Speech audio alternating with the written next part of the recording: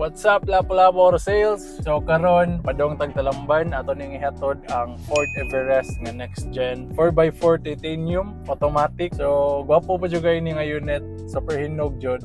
Thankful kita kay kita ang napili ni client. Actually valued client na kani nato, murag nakapalit na sila sa tulo sa tuwa. So the previous nga ilang gikuha is Everest titanium nga previous model 2017. So we're doing a trade. So karon nag-upgrade na sila into the latest nga Everest. So let's do it, let's go!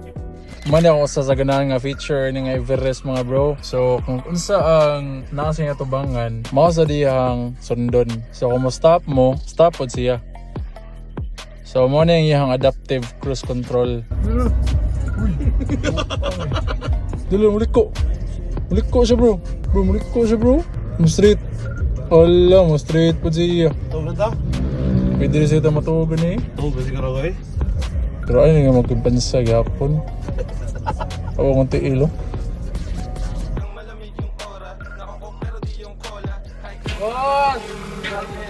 Gabi yan ay! Thank you, Auto Sales! Hi guys, update na natakaroon sa Talamban sa Cocina de Mayor, owned by Lawrence. O niya, naapod rin si Lawrence. So karon atong i-check ni sir kung kumusta bang ato ang transaction sir sa Lawrence, interview by Lawrence.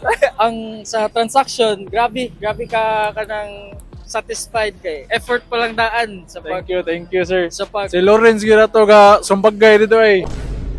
gikan sa day 1 gid sa pagkuan sa unit pagkakita na mo nga niingon si Sir Lawrence nga naay unit nga available kay ganahan lagi mi sa pag-upgrade kay nasad niya mo nga Everest ganahan mi ma-upgrade sa bako. Kayo. Pagkita niya nga naay unit mo to nga ingna na mo sige daw among i-check ana sinana ka paspas grabe ang effort kuha Nice, kidayon nice. na kuan unit. So maura to, salamat kayo boss. Thank you boss.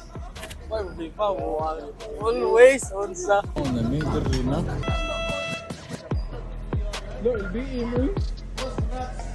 naman